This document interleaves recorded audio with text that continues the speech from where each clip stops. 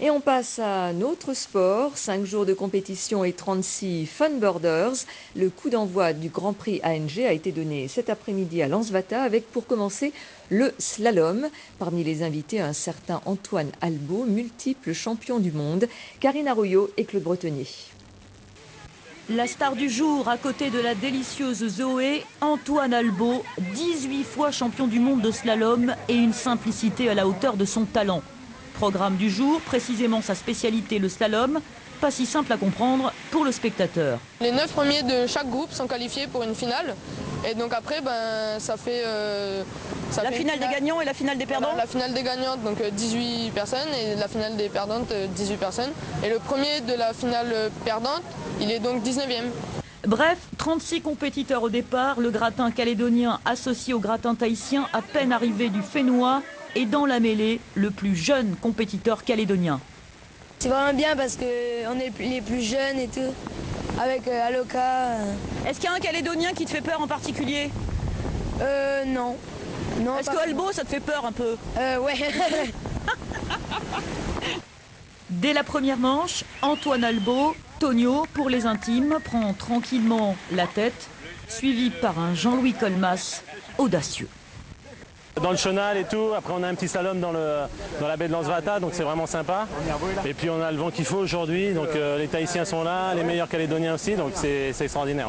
Jean-Louis Colmas, est-ce qu'il y va mollo aussi ou est-ce qu'il donne tout là? Mais non, puisque c'est quart de finale, donc il ne faut pas faire le con en quart de finale. À partir du moment où on est dans le groupe qui est qualifié, on assure. Et pour assurer les jibes, l'organisation avait placé les bouées tellement loin que certains spectateurs n'ont pas hésité à sortir le télescope. Avec ça, on peut caresser les... Ça jibe bien, oui, ça jibe pas mal. C'est assez près, hein. On voit même les poils des gens, là, carrément. Des jambes affûtées, comme ces deux Calédoniens, très fiers de leurs résultats. On n'a pas le droit de faire d'erreur parce que si on fait des mauvaises manches, eh ben, on a le cumul des points et puis après au final on n'est pas troisième ou deuxième ou voilà. Maintenant c'est toi Fred. Ouais, Qu'est-ce que tu peux nous dire là sur la dernière, ces dernières manches? Qu'Antoine va très vite, mais que c'est trop bon de voir qu'on peut peut-être des fois attraper au jibe les adversaires. Je suis parti 4 et je suis arrivé 2, je suis super content. Rendez-vous dès demain à 11 h avec le colosse Antoine Albo et son entorse à la cheville, en espérant que les funboarders pourront jiber plus près pour le plus grand plaisir des spectateurs. Voilà, et nous allons en savoir davantage avec vous, Chantal Perret. Bonsoir. Bonsoir. Vous êtes donc la présidente de l'ANG, l'association néo-calédonienne de glisse. Alors, vous avez entendu les téléspectateurs. Les spectateurs ne sont pas trop contents. Apparemment, ils ne voient pas bien. Il y a moyen de faire mieux? Oui, disons, on tâchera demain de mettre le parcours un petit peu plus proche de la plage. Tout dépendra après des conditions météo. On essaiera de le faire, il n'y a pas de souci. Alors Antoine Albo, c'est vraiment la superstar de cette compétition. Il est imbattable? Je pense qu'en tout cas sur le plan d'eau calédonien, il est vraiment imbattable.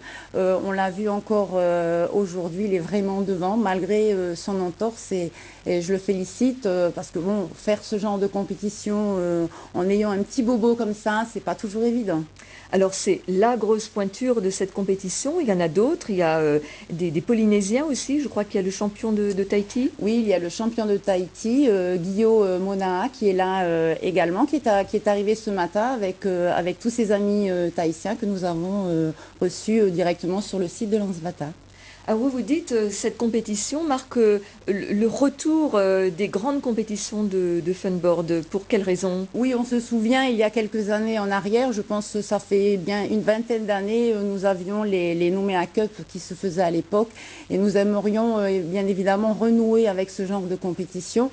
Donc d'avoir fait venir Antoine Albo, pour nous c'est une belle promotion, déjà au niveau windsurfer, mais je pense que même d'autres compétiteurs qui ont l'habitude de naviguer dans le monde entier pourraient éventuellement venir dans notre beau lagon pour s'entraîner pendant la saison hivernale.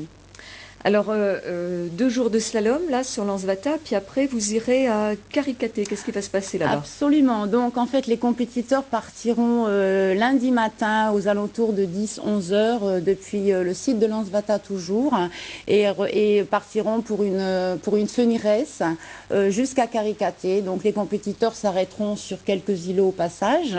Voilà, funny race. Donc, bonne ambiance avec tous les compétiteurs.